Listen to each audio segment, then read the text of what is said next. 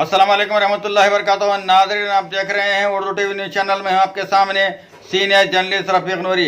आइए Urdu TV news के खबरनामे में आपका खैर मुक़द्दम है। आइए देखते हैं आज की खबरों की तफसीलात। कांग्रेस की साबिक़ सदर सोनिया गांधी ने आज मेचल में ज़बरदस्त जलसे-आम से खिताब किया। सोनिया गांधी ने कहा कि जब मैं आपके दरमियान में आई हूँ तो मुझे इतनी खुशी हो रही है जितनी खुशी एक माँ को अपने बच्चों को देखकर होती है। सोनिया गांधी ने इस मौके पर तेलंगाना की आवाम को कार्तिका पूर्णिमा की मुबारकबाद दी। सोनिया गांधी ने कहा कि मुझे याद है जब अलहदा रियासत तेलंगाना बनाने में उस वक्त कितनी दुश्वारियां हुई।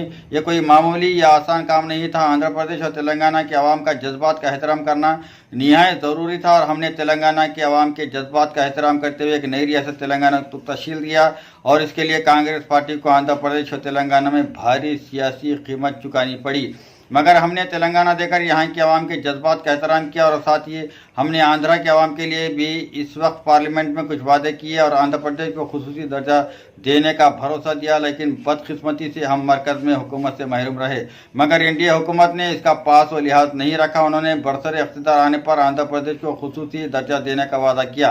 इस मौके पर सोनिया गांधी ने जज्बाती होकर कहा कि हर माँ चाहती है कि इसकी औलाद फले फूले और खुशहाल रहे, मगर तेलंगाना के आवाम की हालत को देखकर मेरा दिल रो रहा है। तेलंगाना के आवाम को खुद इस बात का एहसास हो गया है कि टीआरएस हुकूमत ने इनके मफादात का तहफ़्फ़ुज़ नहीं किया। गुज़िश्ता 4.5 साल में केसीआर ने तेलंगाना के आवाम को कुछ नहीं दिया। टीआरएस हुकूमत ने यहाँ के आवाम को पानी और नौकरियाँ देने का वादा किया, मगर आज तेलंगाना में किसान पानी के लिए और रोजगार के लिए आवाम दर बदर भटक रही है। लीजिए सोनिया गांधी की तकरीर आपके सामने। डॉक्टर कुंतिया, उत्तम कुमार रेड्डी जी, प्रोफेसर कोदंडराम जी, एल रामन्ना जी, राधा वेंकट रेड्डी जी, एन बोस राजू जी, श्रीनिवासन कृष्णन जी, सलीम अहमद जी, कार्तिक, सबसे पहले कि मैं शुरू कर दूं, कार्तिक पूर्णिमा की मैं आपको बहुत बहुत बधाई देती हूँ। आज गुरपुर्ब की भी आप सबको बहुत बहुत बधाई। మీ అందరికీ వేదికపై ఉన్నటువంటి ఒక పెద్దలకు ఈ సమావేశంలో ఉన్నటువంటి ఒక తెలంగాణ సమాజానికి అందరికీ కూడా నమస్కారం తెలియజేస్తా ఉన్నాను। ముందుగా మీ అందరికీ కార్తీక పూర్ణిమ సందర్భంగా, గురు పూర్ణిమ సందర్భంగా హృదయపూర్వక శుభాకాంక్షలు తెలియజేస్తా ఉన్నాను। आज जब मैं आपके बीच तेलंगाना आई हूँ तो मेरे मन में ऐसी खुशी है जो कोई माँ अपनी संतान को बहुत दिनों बाद देखकर महसूस करती है। ఇవాళ ఒక తల్లి సంవత్సరాల తర్వాత తన స్వంత బిడ్డల దగ్గరికి వస్తే ఎట్లయితే సంతోషపడుతుందో ఆ రకమైన నిండైన సంతోషం ఇవాళ నేను అనుభవిస్తున్నాను। मुझे याद है कि तेलंगाना को अलग राज्य का फैसला कराने में कितनी परेशानियां उठानी पड़ी थी। यह कोई आसान काम नहीं था। నాకు తెలంగాణ రాష్ట్రం ఏర్పాటు చేసేటప్పుడు ఇది ఎంతో కష్టతరమైనటువంటి ఒక సమస్యగా కనబడ్డది। అంత సులువుగా ఏర్పాటు చేయటం సాధ్యం కాదు అని అనిపించింది ఆ రోజుల్లో। आंध्र और तेलंगाना दोनों के हित हमारे सामने थे। ఆంధ్రప్రదేశ్ మరియు తెలంగాణ ప్రజల యొక్క బాగోగులు నా కళ్ళ ముందు రెండూ కూడా నా ముందు ఉండే ఆ రోజుల్లో। लेकिन आप सभी की भावनाओं ने, आपके जज्बे ने डॉक्टर मनमोहन सिंह जी, राहुल जी और कांग्रेस पार्टी को वह ताकत दी जिससे हम इतना बड़ा फैसला ले सके। అంత పెద్ద సమస్య అయినప్పటికీ కూడా, ఉభయ రాష్ట్రాల యొక్క బాగోగులు మా ముందున్నప్పటికీ కూడా తెలంగాణ ప్రజల యొక్క ఆకాంక్షలు, తెలంగాణ ప్రజల యొక్క ఉద్యమ స్ఫూర్తిని గౌరవించి ఆ రోజు ప్రధానమంత్రి డాక్టర్ మన్మోహన్ సింగ్ గారు, తర్వాత ఇప్పుడు కాంగ్రెస్ పార్టీ అధ్యక్షులు శ్రీ రాహుల్ గాంధీ గారు కలిసికట్టుగా నిర్ణయం తీసుకొని తెలంగాణ రాష్ట్రాన్ని సాకారం చేసినాం। कांग्रेस पार्टी को भले ही इसके लिए कीमत चुकानी पड़ी, लेकिन खुद राजनीतिक नुकसान उठाकर भी तेलंगाना की स्थापना की। ఈ నిర్ణయం వల్ల కాంగ్రెస్ పార్టీకి రాజకీయంగా నష్టం జరిగింది. రాజకీయంగా నష్టం జరిగినప్పటికీ కూడా తెలంగాణ ప్రజల యొక్క జీవితాలు బాగుండాలని చెప్పని మేము ఆ రోజు ఈ నిర్ణయం తీసుకోవడం అయింది. इसके साथ ही हमें आंध्र प्रदेश के लोगों का दर्द का भी एहसास था, इसीलिए हमने उस राज्य के लिए भी खास योजनाएं बनाई थी और उन्हें स्पेशल कैटेगरी स्टेटस देने का ऐलान भी किया था। తెలంగాణ ప్రజల బాగోగు కోసం తెలంగాణ రాష్ట్రాన్ని ఏర్పాటు చేస్తూనే ఆంధ్ర ప్రజల యొక్క జీవితాలు కూడా బాగుండాలని చెప్పని తెలంగాణ బిల్లు ప్రవేశపెట్టినాడు. పార్లమెంటులో ఆంధ్రప్రదేశ్కు ప్రత్యేక హోదా ఇవ్వాలని చెప్పని పార్లమెంట్లో నిర్ణయం తీసుకోవడం అయింది. ఆ ప్రకటన కూడా చేసినాము. मैं आंध्र प्रदेश के भाई बहनों को विश्वास दिलाना चाहती हूं कि कांग्रेस पार्टी ने जो वादे किए थे, खासकर स्पेशल कैटेगरी स्टेटस का, उनके प्रति पूरी तरह प्रतिबद्ध है। నేను ఆంధ్రప్రదేశ్ ప్రజలందరికీ ఈ వేదిక నుండి వాగ్దానం చేస్తున్నాను.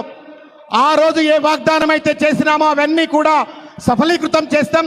ముఖ్యంగా స్పెషల్ కేటగిరీ స్టేటస్ ను తప్పనిసరిగా అందిస్తామని చెప్పని తెలియజేస్తున్నాను. हर माँ चाहती है कि उसकी संतान फले फूले, उन्नति करे, आगे बढ़े, उसका नाम रोशन हो और उसके सपने पूरे हों। ప్రతి తల్లి కూడా తన సంతానం దినదినం ప్రవర్ధమానం కావాలని, వాళ్ళ జీవితాలు బాగుపడాలని, ఆస్తులు అంతస్తులు సంపాదించుకొని జీవితాలు సుఖపడాలని చెప్పని కోరుకుంటుంది. అట్లాగే నేను కోరుకున్నాను. इसीलिए इस नए राज्य की हालत देखकर आज मेरा मन बहुत दुखी है। ఇవాళ ఎంతైతే మీ జీవితాలు బాగుపడాలని చెప్పని కలలు కలి తెలంగాణ రాష్ట్రం ఇచ్చిందో, కానీ ఇవాళ మీ జీవితాలు మీ బతుకులు చూస్తుంటే నా మనసు బాధపడతా ఉంది. आप खुद ये एहसास कर रहे हैं कि हमारे इस प्रदेश का पालन पोषण जिस तरह होना चाहिए था नहीं हुआ, जो विकास होना चाहिए था वह नहीं हुआ। ఈ 4.5 సంవత్సరాల పాలనలో మీకు కూడా అర్థమై ఉంటుంది ఏ రకమైనటువంటి అభివృద్ధి జరగాలనో, మీ జీవితాలు ఎట్లయితే బాగుపడాలనో అవి జరగలేదు అనేటువంటి అంశం మీకు కూడా అర్థమై ఉంటుంది. मैं आपसे पूछती हूँ, तेलंगाना के जन्म के समय जो सपने आपने देखे थे, उनमें से पिछले 4 सालों में कितना पूरा हुआ? నేను మీ అందరినీ ఈ వేదిక నుండి ప్రశ్నిస్తా ఉన్నాను. తెలంగాణ రాష్ట్రం ఏర్పడేటప్పుడు ఏ కలలైతే మీరు కన్నారో, ఏ ఆకాంక్షల కోసం తెలంగాణ కావాలనుకున్నారో అందులో ఏమైనా నిజమైనయా, సఫలీకృతమైనయా అని చెప్పని నేను ప్రశ్నిస్తా ఉన్నాను. नीलू निडलू और नियामकालू में से आपकी कितनी उम्मीदें पूरी हुई? क्या टीआरएस सरकार ने कोई कारगर कदम उठाए? నీళ్లు, నిధులు, నియామకాలు అనే నినాదాలతో మీరు ఉద్యమం చేస్తే తెలంగాణ రాష్ట్రం సాకారం అయితే వాటిలో ఏ ఒక్క వాగ్దానమైనా టిఆర్ఎస్ ప్రభుత్వం సఫలీకృతం చేసిందా, ఆ వాగ్దానాన్ని అమలు చేసిందా అని చెప్పి నేను ప్రశ్నిస్తా ఉన్నాను.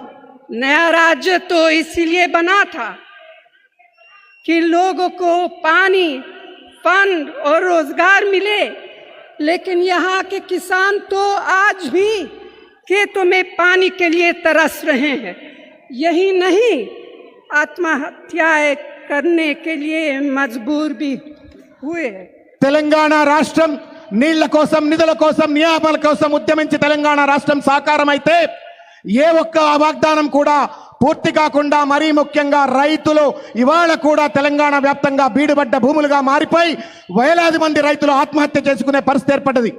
किसानों के हित में कुछ करना तो दूर, यहाँ की टीआरएस सरकार ने तो हमारी यूपीए सरकार के भूमि अधिग्रहण कानून को भी जानबूझकर नजरअंदाज किया। రైతులకు బాగు చేయటం పక్కన దూరం పెడితే మేము కష్టపడి తీసుకొచ్చినటువంటి ఒక భూసేకరణ చట్టాన్ని తుంగలో దొక్కి రైతులను రైతు కూలీల జీవితాలను నాశనం చేసింది ఈ ప్రభుత్వం. महात्मा गांधी नरेगा जो खासकर गरीबों को रोजगार देने के लिए था, उसका लाभ भी लोगों को नहीं मिला। మేము ఎంతో ఆలోచించి పేద ప్రజల కోసం ఉపాధి కల్పన, మహాత్మా గాంధీ ఉపాధి కల్పన ఏదైతే పట్టుకొచ్చినామో దాన్ని కూడా సరిగ్గా అమలు చేయకుండా పేదల నోళ్ళలో మన్ను కొట్టారు.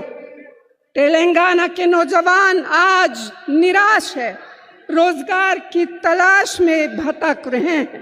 ఇవాళ తెలంగాణలో ఉన్నటువంటి నిరుద్యోగులందరూ కూడా ఉద్యోగాలు లేక నిరాశ నిస్పృహలకు లోనవుతా ఉన్నారు.